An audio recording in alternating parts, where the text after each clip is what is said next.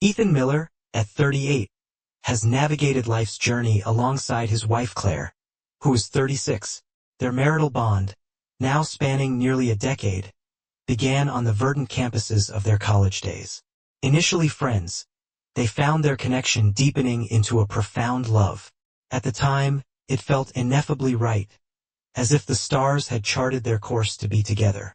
Following their nuptials, Ethan and Claire were blessed with 2 children, Sophie and Daniel, aged 7 and 5. Their life unfolded like a dream in a serene suburb of Southern California, encircled by verdant parks and tranquil streets. Claire, an enterprising interior designer with her own firm, balanced her professional endeavors with Ethan's role as a project manager at an investment company. Despite the hustle of their careers and the demands of their children's schedules, they remained committed to fostering a harmonious family life, infusing each day with a sense of warmth and unity. Yet, beneath the veneer of their apparent perfection, unnoticed fissures began to emerge.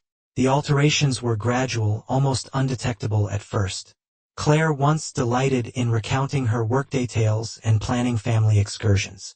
Their evenings were filled with discussions about their children's future and potential vacation spots. However, over the past several months, she had become increasingly reticent, returning home later than usual and favoring social media interactions over heartfelt conversations with Ethan. Her presence on Instagram and Facebook was more pronounced, and the images she shared only seemed to highlight a growing distance between them. I broke the silence with a relaxed query. There she was, settled on the sofa, her eyes glued to her phone, seemingly oblivious to my words. "Fine," she murmured in a low tone. Her gaze appeared uncertain, devoid of its customary assertive sparkle. Her devotion to her design work had always been fervent, but of late, her enthusiasm had waned. As her husband, I hadn't failed to notice this shift. It left me pondering the cause. Was it the stress from work? Or was she harboring thoughts I was unaware of? The following day, I found myself drawn to her phone, a move driven by mixed emotions. I yearned to uncover any hidden secrets, yet I feared the potential revelations. The thought of it possibly undermining our trust troubled me. But the sight of a contact labeled Ryan from the previous night sent a shiver of concern through me. Ryan, a newcomer at her workplace, had been transferred from New York. Claire had mentioned him in passing, noting his talent and shared interests. That night, we engaged in a candid dialogue. She seemed to steer clear of my gaze while I struggled to keep my composure. "Claire, I saw your phone last night. It seemed like you were deeply involved in your conversation with Ryan." I started, striving to keep the tone unaccusatory. She hesitated, her eyes shimmering with doubt. "Ethan, we were merely discussing work," she retorted quickly, evidently attempting to allay my fears, yet her unease was palpable. "Is it truly just work?" I inquired, my voice tinged with tension and a hint of rising pitch. "What specifically were you discussing?" She fell silent, her eyes mirroring fatigue and surrender. "Yes, it's really nothing, just work talk," she insisted urgently, as though eager to conclude our exchange. However, I didn't let it slide as I normally would. Her tone held a strange familiarity, suggesting she was concealing something. It led me to suspect that her interactions with Ryan might extend beyond professional bounds. Despite her denials, my gut told me there was more to the story. Whenever she spoke of Ryan, there was an underlying warmth and reverence in her voice, a tone she had never adopted when discussing me. Despite not having directly requested her to cease, I was gradually comprehending that the situation might be graver than I initially surmised. One weekend, as we strolled through the park with our family, Sophie and Daniel were engaged in a spirited game of chase on the grass. Claire and I trailed behind them, our conversation punctuated by silences. Unable to contain my curiosity, I inquired, "Claire, is it solely work-related when you talk to Ryan?" She halted, cast a fleeting glance at me, and offered a faint smile. "I'm aware of your concerns, Ethan, but there's genuinely nothing to worry about. I wouldn't want you to believe there's an issue between us." She lightly patted my arm, attempting to allay my fears, but her words didn't entirely ring true.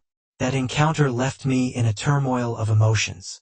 I yearned to trust her, yet a niggling doubt persisted, suggesting that the reality was more complex than she let on. I found myself and get stuck in endless self-doubt, uncertain of my ability to fully trust her again. In an attempt to reclaim the fervor and trust Claire once bestowed upon me, I watched her undergo a subtle metamorphosis over the subsequent days.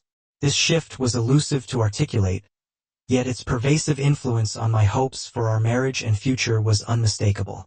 During our moments together, her gaze carried a detachment, suggesting I no longer held a pivotal role in her life. Her silence deepened, opting for solitude with her phone or flipping through magazines rather than engaging with me. The phone had become a source of relentless unease for me. Claire's exchanges with Ryan intensified, transcending the bounds of casual professional talks into a realm that felt more personal, mirroring an uptick in their social media interactions. I found myself drawn to her Instagram, where their numerous group photos were adorned with sincere comments and affectionate gestures. Although these visuals were not overtly affectionate, the frequency of her expressions of gratitude and admiration for Ryan ignited a novel emotion within me, one I had never encountered in our own union. One late night, after a grueling overtime shift, I returned home close to midnight. The house was dimly lit, with a news program flickering on the TV. Silently entering the living room, I discovered Claire on the couch, her attention wrapped on her phone and her back to me. She was so immersed that she hadn't noticed my presence, which instilled an inexplicable discomfort within me. "What are you looking at?" I inquired tentatively, my voice tinged with a hint of concern. I found myself grappling with an intangible wall that seemed impenetrable. The space between us had transcended the mere exhaustion of bustling careers. It felt as though our hearts were slowly slipping away from each other. "Claire," I ventured, settling beside her. "There's a shift in you lately, it's palpable. You've stopped sharing the details of your day or confiding in me about work-related stress. You're well aware that I'm always available to lend an ear." She ducked her head, steering clear of my gaze. "We're both consumed by our jobs, and fatigue is a constant companion," she replied in a low, weary tone that held a familiar ring yet no longer provided the comfort it once did. My spirits plummeted in that instant. Her response was devoid of the emotional warmth that had once been a hallmark of our interactions, suggesting a subtle but significant emotional detachment had taken root. "Are you growing closer to Ryan?" The question that had been pestering me finally escaped my lips. My voice quavered slightly, but I struggled to keep my composure. Claire's reaction was immediate, a fleeting look of alarm before she regained her equilibrium. "Ethan, what on earth are you implying? Ryan and I are merely colleagues. Where's this coming from?" I hesitated, my eyes scrutinizing her face for any indication of truth. "I've noticed your interactions on Instagram, Claire. They appear to transcend a professional relationship." A spark of irritation flashed in her eyes, though she managed to keep her composure. "We only talk about work, genuinely," she insisted, furrowing her brow with evident exasperation. "Can't you drop this? It's only serving to drive a wedge between us." Her demeanor only fueled my confusion and frustration. I felt a tide of helplessness rising within me as I realized this was not the first time we had clashed over her relationship with Ryan. Each encounter ended with her skillfully evading the subject, maintaining the charade that all was well. My confidence in my ability to grasp her true emotions was waning. Claire had inadvertently left her phone on the table, its screen exposed to my curious gaze. Instead of confronting her outright, I stealthily lifted the device and perused their exchange. "Is tonight convenient for you? There are a few matters I'd like to discuss with you," Ryan had texted. "Tonight works perfectly. It's an ideal time for a conversation," Claire replied. A wave of despondency washed over me. Although the messages appeared innocuous, I was well aware that their interactions had transcended the realm of professional dialogue. Ryan's evident interest in her far surpassed the bounds of professionalism, and Claire seemed to offer no resistance. This clandestine communication was becoming increasingly challenging to endure. I recognized the necessity of a forthright dialogue with her. For the sake of our marriage, for my own peace of mind, and for the future we were meant to share. Claire, we need to have a serious talk, I asserted that night, seated opposite her, my voice tinged with gravity and resolve. She met my gaze, deciphering the solemnity etched on my face, and instantly grasped the implication. Ethan, I've assured you before, there's nothing untoward happening. Why can't you simply place your trust in me? Trust you? I responded with a scornful chuckle. How can I possibly trust you when it seems there's something more than platonic between you and Ryan? Claire's response was a silence that saw her bowing her head. I observed her fingers tapping nervously against the table, a move that only fueled my suspicions of an underlying issue corroding our bond. Ethan, honestly, there's nothing going on. I prefer not to complicate matters further, she admitted, lifting her gaze to meet mine, her eyes reflecting both resignation and fatigue. I inhaled deeply, the weight of unutterable sorrow and disappointment anchoring my heart. I understood this was no longer solely about Ryan. It pertained to us, the erosion of trust, the emotional distance, and all the unvoiced problems that had led us to this inescapable juncture. Our marriage had subtly begun to transform. In the days that followed, Claire and I existed in separate orbits. She threw herself into her work, returning home at progressively later hours, while I plummeted into an abyss of self-doubt. The quiet between us deepened, suffusing our home with an underlying tension and apathy. Our children carried on with their usual activities of play and study, oblivious to the widening chasm between their parents. Yet for me, this divide had become impossible to overlook. Seated at the dining table, an oppressive silence hung in the air. As Claire deftly chopped vegetables, my fingers mindlessly swiped across my phone screen. Despite finding no substantial information, I was unable to shake off my nagging concerns regarding her interactions with Ryan. With a determined effort, I set my phone aside and locked eyes with her. Claire, a serious discussion is imperative, I said, my voice a low, resolute murmur that seemed to herald an inescapable crossroads. She halted her task and pivoted to face me, her eyes reflecting a mix of astonishment and caution. Regarding what? She inquired. Taking a fortifying breath, I fought to maintain my composure. Avoiding this dialogue isn't conducive to resolving our issues. Your rapport with Ryan is compromising the trust between us, and I can no longer turn a blind eye to this matter. Claire's visage undergoes a subtle transformation, marked by a hint of displeasure, though she didn't immediately resist. What leads you to believe there's any issue between us? She retorted, her voice cool as ice. You persist in presuming there's some impropriety between Ryan and me. I'm not accusing you of any impropriety, I interjected swiftly. But it's undeniable that your behavior has caught my attention. Your interactions with Ryan remain shrouded in mystery. And yet, I observe the growing intimacy between you. I feel alienated, as you no longer confide in me, barely engaging in everyday conversation. Can our relationship remain unscathed by this? Her countenance grew heavy, her hands dropping lifelessly to her sides as she averted her gaze from mine. I haven't deliberately been neglecting you, Ethan. It's merely that I've felt adrift lately, grappling with so many unresolved questions. There's been immense pressure at work, and I hadn't anticipated such frequent communication with Ryan. Communicating has become an arduous task, even at its most fundamental level. Ryan, he comprehend me, he lend his ear, he offers guidance. It may seem absurd, but there are moments when conversing with him provides a semblance of concern that I so desperately seek. My heart winced at her words, which cut deeply, inflicting pain upon me. She had inadvertently begun to draw comparisons between Ryan and myself, seeking solace in another man's attention, a sign that she was not receiving the same from me. I found myself reduced to a mere observer in our marriage, no longer her preferred companion in life. Claire, I ventured softly, you are aware that I've always been here, patiently waiting for you to return to me. You need not seek comfort elsewhere. It is I who should be your pillar of support. Tears welled up in her eyes, a clear indication of her struggle to contain her emotions. I understand what you're saying. I truly do.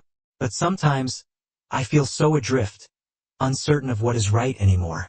Our relationship feels burdensome, a weight I can no longer bear. I closed my eyes, a heavy silence enveloping us before I spoke again. Claire, do you know what I've longed for? I yearn to rediscover you, to reclaim the trust and warmth that once defined us. I cannot stand by and watch you drift away to someone else while I stand powerless. She hung her head, the dam of her emotions breaking as tears flowed freely. Ethan, I'm so sorry. I hadn't realized the impact of my actions. Ryan's presence did bring a sense of care that I had been missing, but it was never my intention to hurt you. I recognize my mistake. I should not have allowed my emotions to lead me astray or to grow close to him. I reached out, my hand gently resting on her shoulder. Claire, we can navigate this together. I acknowledge your confusion, but we must embark on a new beginning, a renewal of our trust. Are you prepared to join me? She lifted her gaze, her eyes a whirlwind of mixed feelings. I am ready, Ethan.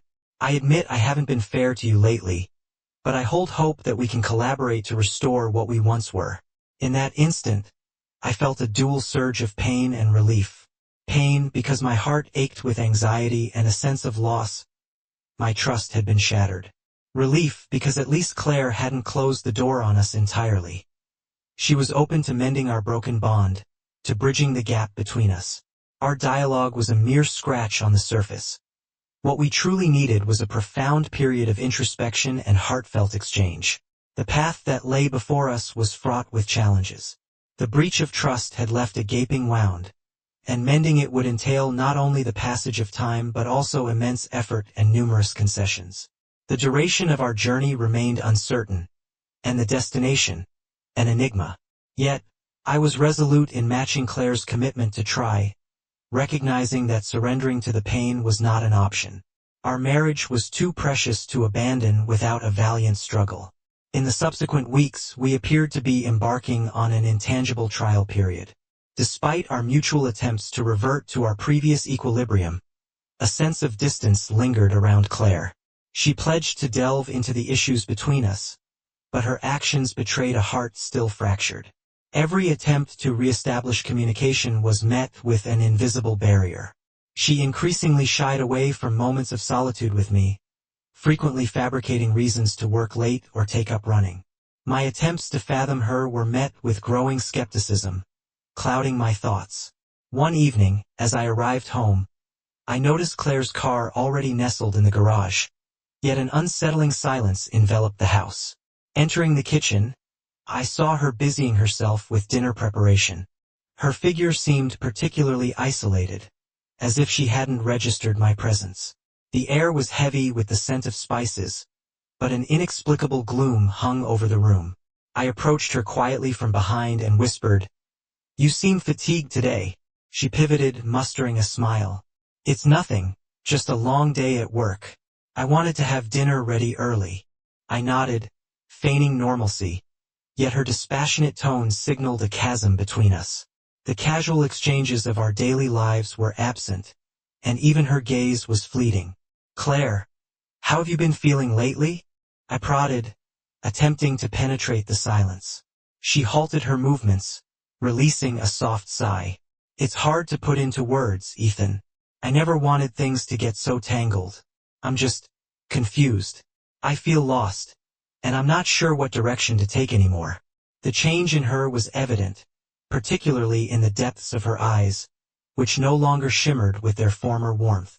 She was no longer the Claire I had known. She was someone who was slowly slipping away from me. "Do you recall the first time we met?" I inquired abruptly. She hesitated, taken aback by my question. Of course, we were in college then, participating in clubs and discussing our future aspirations. Life seemed so uncomplicated back then. "Indeed," I responded, a wistful smile playing on my lips. "We used to share our innermost thoughts without fear, our vulnerabilities exposed. But now, it feels as though I can no longer see through to your true self, Claire. I long for the days when we could talk about anything without reservation." She hung her head low, her grip on the knife handle tightening. "I'm aware of your dissatisfaction, and I'm cognizant of your thoughts. but I can no longer feign that everything is all right. You've likely noticed my growing reliance on Ryan, which has become an unstoppable force. The words that followed left me in disbelief. What are you implying? Are you planning something with Ryan? Claire's complexion paled, her eyes reflecting an inner battle. I'm at a loss for words to explain. My relationship with Ryan is more complex than it appears. Initially, he was simply a colleague. Our interactions were standard. But lately, I've become increasingly dependent on him, and emotionally, he provides a solace that you seem unable to offer. Her admission struck me with the force of a sledgehammer, my world crashing down around me. She had confessed to a reliance on Ryan that extended beyond professional bounds, evolving into an emotional entanglement. I found it hard to fathom that my wife, someone I had implicitly trusted, could entertain such thoughts and possibly be ensnared in an emotional quagmire. Struggling to keep my composure, I fought the anger rising within me. Claire, I'm at a loss for words. You know I've never hindered your interactions with Ryan, hoping you'd maintain amicable relations with your colleagues. Yet, I never anticipated you would reveal such feelings to me. Her gaze wavered, avoiding mine. I'm aware this is painful for you, and I'm letting you down. But I feel trapped, unable to find an escape. Disillusionment has seeped into our relationship, leaving me adrift in my own life. And Ryan, he brings back a sense of being truly understood and seen, a feeling I thought I had lost. The depths of her despair were etched in her eyes, a silent cry of helplessness that resonated within me, offering no solace. It only served to amplify my own sense of impotence. Claire? I exhaled a deep breath, striving to steady my voice against the tremors. You must be aware that you've always been my priority. The squabbles we've endured and any dissatisfaction you harbor now are trivial to me. What I seek is clarity on what truly matters between us. If you are contemplating departure, grant me the courtesy of an explanation. Her countenance drained of color, tears brimming on the brink of her lashes. Leaving is the last thing I desire, truly. It's merely, Ethan. I fear I've morphed into someone unrecognizable from the woman you once cherished. I dread that I've strayed too far from your embrace to find my way back. The tears cascaded onto the dining table, and my heart crumbled. Witnessing her fragility, I was consumed by a profound ache and a sense of powerlessness. The chasm between us had grown too vast to bridge with mere words. No matter how fervently I sought comprehension, or how desperately I longed to restore trust, Claire's heart seemed to be slipping from my grasp. We were engulfed by an extended silence, punctuated only by the ticking of the kitchen clock. I was acutely aware that Claire hadn't entirely deserted me, yet her heart no longer resided fully within our marriage. Perhaps I had already lost her, and she had lost the man who once adored her with all his being. In that moment, I knew a decision lay before me, whether to persist in the face of this deep betrayal or to confront the truth and release my grip on the relationship. I still harbor a vivid memory of Claire's appearance that night, the tears glistening in her eyes, the torturous mix of confusion and pain that lingered in her gaze. The sense of loss was unbearable, yet it also brought with it a piercing clarity. We stood on the precipice of our marriage, capable of finding our way back to each other or forever losing what we once had. Everyone reaches their limit, and as I stood at the brink of mine, I was prepared to make a definitive choice, whether to continue the fight to mend our relationship or to concede that all was irreparably lost. As a seasoned marriage counselor, the decision to seek help was initially met with reluctance by Claire. She resisted the idea, insisting, "We don't need this." But ultimately, she consented. This choice was fraught with difficulty for both of us, yet I recognized it as a crucial step towards our future. The realization struck me that if we didn't seize this moment, the opportunity would slip away.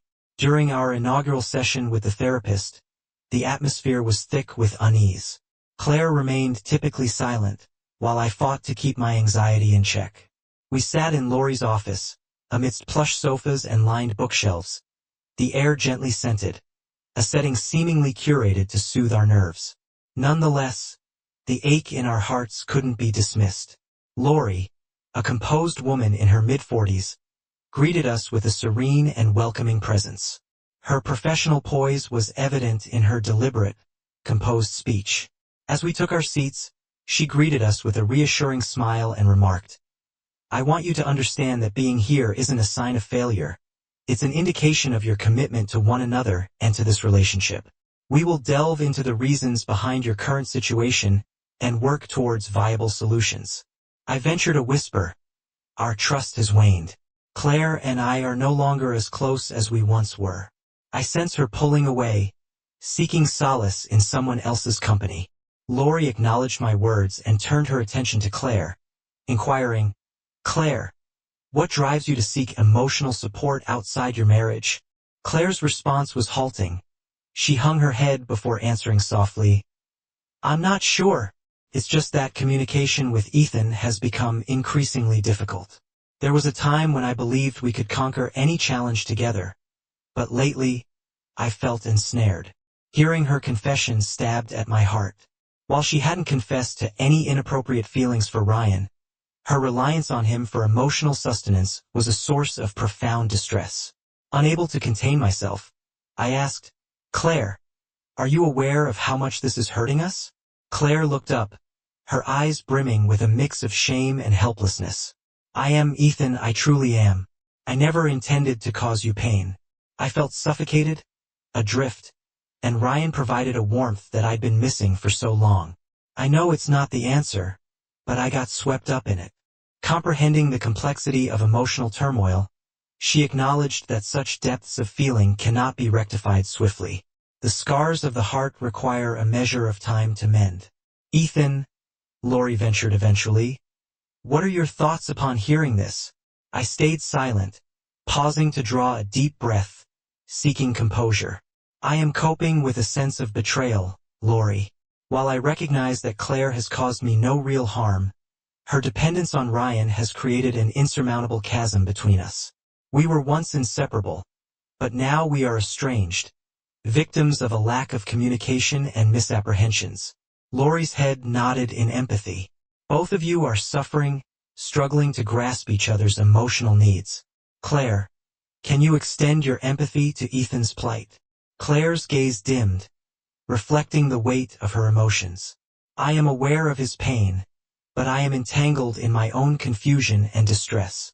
I'm at an impasse, uncertain of which path to take. Ethan reaches out, yet I am unable to reciprocate, finding myself retreating incrementally." A soft sigh escaped Lori's lips.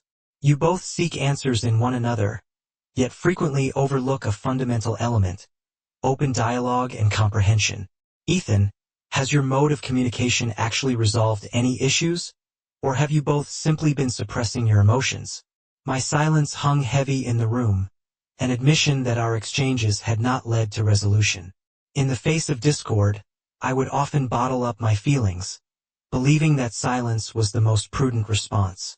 Meanwhile, Claire appeared to steer clear of confrontation, preferring to evade rather than address the issues at hand. "It's apparent we need to refine our ability to express ourselves," I conceded. "I need to listen to Claire, to grasp her true thoughts, instead of pretending all is well. I am aware of her doubts and my own insecurities. We must learn to open up and genuinely listen to one another." Lori's smile was tinged with relief as she nodded. "That's a significant beginning, Ethan. Claire, you must understand that reliance on others will not fill the emptiness within. You must confront these issues from within and stand united with Ethan." Claire's willingness to walk the path with me was a beacon of hope. I was well aware that the journey ahead was riddled with obstacles, yet I held on to the belief that if we could maintain the openness we demonstrated today, we might just find our way back to the individuals we used to be. This encounter marked the inception of mending our relationship. Each subsequent day would present its own set of trials, but the critical shift was that we were no longer shirking from or dismissing each other's suffering. This marked the genesis of our reconciliation. The endeavor to heal a relationship proved to be infinitely more challenging than I had anticipated. Despite Claire and I embarking on marriage therapy and both of us attempting to embrace new communication strategies, every day felt like a battle, fraught with reversals and inconsistencies. Sometimes, it seemed as though we were advancing, only to find ourselves slipping back into the quagmire of unaddressed memories and unresolved ache. I vividly recall a moment during the second week of therapy when Lori, our therapist, suggested we pen letters to one another, pouring out our thoughts and emotions without concern for grammatical perfection or the nuances of language, just pure, unfiltered honesty. This act of vulnerability was a catalyst for me to reevaluate the undercurrents of our relationship. It dawned on me that Claire had been concealing much from me, and those unexpressed feelings were at the core of our vulnerabilities. Your decision to seek solace in another's arms has left a void within me. You sought a companion to commiserate with, someone to share your solitude and bewilderment. I'm aware your intent was not to wound me, yet the disregard has been nothing short of excruciating. As the words cascaded from my pen, I noticed tears escaping, betraying my stoic facade. The ache and frustration were evident, but the feeling of helplessness was the most overwhelming. I pondered whether I had exerted sufficient effort or if it was feasible to mend the growing chasm between us. I concluded with a note of hope. Despite the ache that lingers, I extend the olive branch, Claire. I acknowledge the trust we've fractured, yet I hold on to the belief that through dialogue and commitment, we can reclaim the essence of our past. My love for you remains steadfast, and I wish to offer us a second chance. As those sentences were inked, a surge of emotion akin to a tempest's wrath overtook me. The letter was not only an outlet for my feelings, but also a symbol of my readiness to release the past and embrace a transformative future. The following evening, we gathered for dinner as per our usual routine. An eerie silence enveloped us. Claire seemed drained, perhaps a victim of workplace tensions. She would sporadically meet my gaze, her eyes conveying volumes yet hesitating to speak. I sensed her internal battle. Unable to contain my emotions any longer, I softly confessed, "Claire, I penned a letter to you. I believe it's time you read it." She halted, taken aback by my forthrightness. Surprise flickered across her features, mingling with a touch of resignation. "Ethan, I'm cognizant of the pain I've caused you, and I'm well aware of my transgressions. But do you truly think a letter has the power to alter our circumstances?" I inhaled deeply, striving for composure. "I'm uncertain if it will prompt change, but at least it will illuminate my current state. I refuse to suppress these sentiments any longer, nor do I wish for you to continue perceiving me as harboring resentment.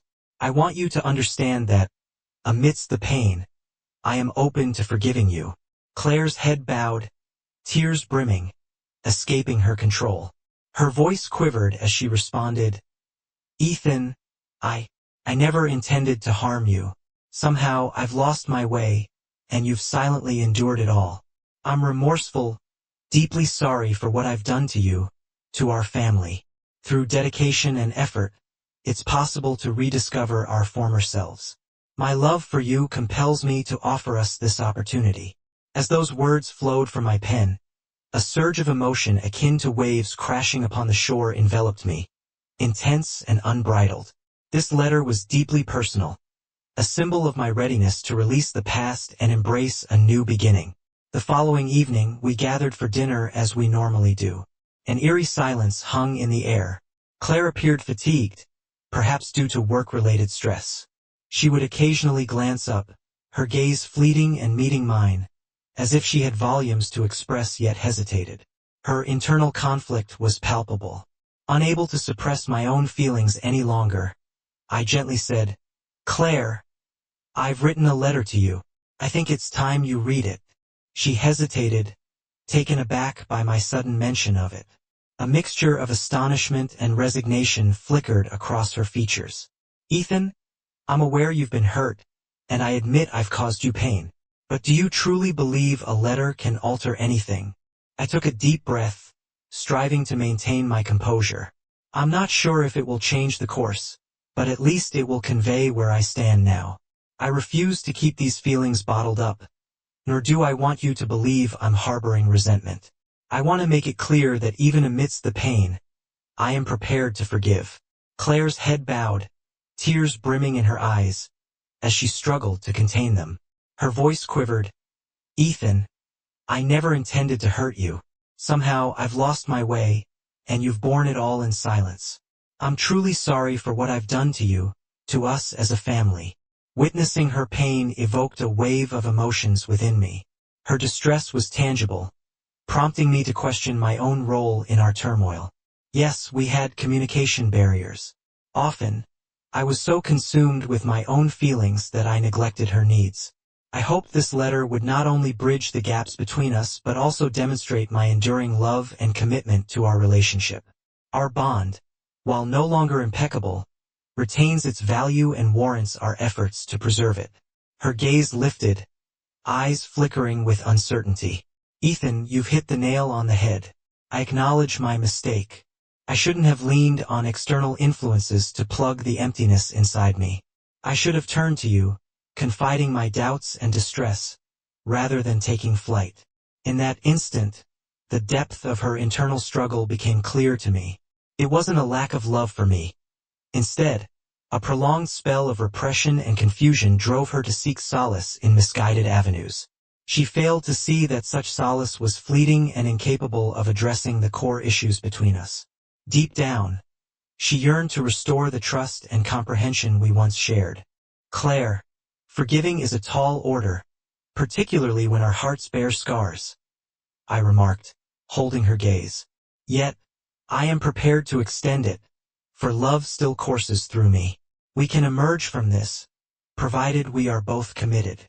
Her tears returned, but this time, they spoke of release and resolve. I am grateful, Ethan. Grateful for your willingness to give me, and us, another shot. In that moment, a warmth began to stir within my chest. Despite the chasm that persisted between us, we had started to glimpse a ray of hope amidst our mutual pain. Forgiveness is a challenging path, but it is the key to mending trust and navigating through our crisis. That evening, we found ourselves seated on the couch in the living room, quietly facing each other. I refrained from inquiring about her interactions with Ryan or pressing her on her past emotional journey. I recognized the futility of old entanglements and recriminations. What mattered now was the restoration of the trust and closeness we had lost. As Claire softly rested her head on my shoulder, a tranquility washed over me like never before. In that moment we reconnected. We understood that the road ahead would be fraught with challenges. But with mutual understanding and patience, even the darkest times could be rendered a little more comforting. In the ebb and flow of our relationship, life appeared to glow with a dim luminescence. Each day, we carved out moments to engage in conversation, discussing everything from the nuances of parenting to the tribulations of our professional lives, and even the trivial disputes that occasionally arose between us. These exchanges served as a reminder of the bond that continued to thread through our union, instilling a glimmer of hope that with perseverance, the chasms of our past could be mended. Nevertheless, the task of restoring trust proved to be far more intricate than I had initially contemplated. Despite embarking on a fresh chapter, the emotional scars had yet to heal completely. Every time I detected a flicker of remorse in Claire's eyes, it harked back to her liaison with Ryan and the words she had uttered during that period. Whenever she spoke of her career, my heart would cinch tight, as if I feared she might again be ensnared by that alluring world. Trust, it seems, is not a structure that can be easily reconstructed. On one particular evening, we found ourselves at the dinner table, the children tucked away in slumber, and we seized the serenity of the night to delve into a more profound discussion. Claire's voice bore a hint of tentativeness, yet she mustered the bravery to confess, "Ethan, I am aware of your earnest efforts to regain faith in me, but I also know I have disappointed you before." I set down my cutlery and locked eyes with her. Her admission weighed heavily upon me, stirring memories of that excruciating episode involving her and Ryan. Although we had started to mend, those images lingered in my mind with a clarity that seemed timeless. I recognized that if we did not confront this issue head-on, we would be unable to progress. "Claire," I responded gently, "building trust has become an arduous journey for me, not because you have been dishonest, but because I continuously find myself subconsciously revisiting the past. I yearn to escape the shadows of our history, yet that sensation persists, a deep scar that refuses to fade. She dropped her gaze, seemingly pondering my words. After a brief silence, she looked up, resolve flickering in her eyes. I comprehend, Ethan. I've been diligently working to confront these challenges, and through therapy, I've learned that avoidance is not a solution. I must learn to accept responsibility and confront my actions. Bringing us back together is no small feat, Claire intoned with a mix of gravity and hope. She took my hand in hers, her touch a soft balm to the wounds of our fractured relationship. I'm well aware it's a challenging journey for you. Reestablishing trust isn't a task to be accomplished through mere exchanges of pleasantries. It's a lengthy process, one that demands unwavering dedication. But let me assure you, Ethan, I'm committed to the cause. You are my family, and the prospect of losing you is unbearable.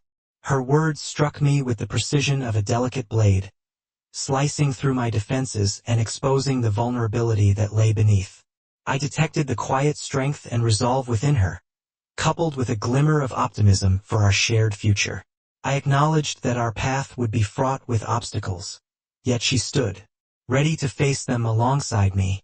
Her willingness to adapt for our sake was the change we urgently need. In the wake of our heartfelt conversation, Claire and I embarked on a daily ritual of meaningful dialogue.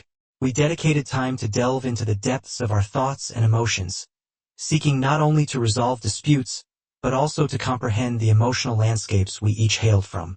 As each discussion concluded, a weight seemed to lift from our shoulders, signaling a slow but steady progress toward emotional liberation. However, the road to regaining trust was not swift. Occasions arose when Claire would recount aspects of her professional life, and I found myself gripped by sudden pangs of unease and doubt. It was during these moments that I had to remind myself, trust is rebuilt through patience and perseverance. One day, Claire mentioned a conversation with Ryan, a colleague from work. She spoke of how his insights had rekindled her professional spark. Her comment, though innocent, triggered a whirlwind of emotions within me. It highlighted the distance that had grown between us, as I managed the children at home, feeling increasingly alienated from her world.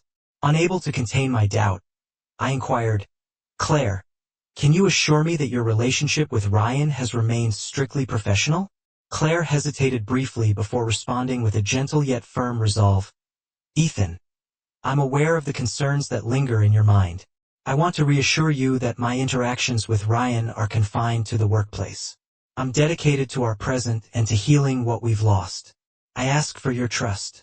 I came to understand that mending trust is a two-way street, necessitating not only her dedication but mine as well, to release the grip of past grievances and genuinely place my faith in her. With this realization, I took decisive steps to navigate beyond my discomfort. I immersed myself more actively in family engagements, demonstrating greater concern for her emotions rather than harboring silent judgments. I also embraced the challenge of relinquishing doubts, choosing to rely on the promises she made to me. One evening, at a friend's soiree, Claire donned a blue dress that I found particularly fetching. As she entered the living room, radiating warmth and engaging in lively conversation with our friends, I noticed the gentleness and resolve in her eyes. In that fleeting moment, she was no longer the source of my confusion and disquiet. She was the girl who had once captured my heart. Ethan, she softly murmured, I'm aware of the concerns you harbor, but I hope you can recognize the present state of our relationship. It may be flawed, but it is genuine. I am prepared to continue this journey alongside you. I gazed at her, my heart swelling with warmth. It was in that instant that I understood we had emerged from our darkest hours, standing now on the cusp of a new daybreak. We still faced many challenges, yet we had recommenced our belief in one another. Throughout this odyssey, I learned the essence of forgiveness and the act of letting go. Forgiveness is not about blindness. It's about recognizing the other's effort and granting them an opportunity. Letting go is not about surrender. It's about shedding the weight of bygones and granting the future a clean slate. We stride confidently toward the horizon that lies ahead.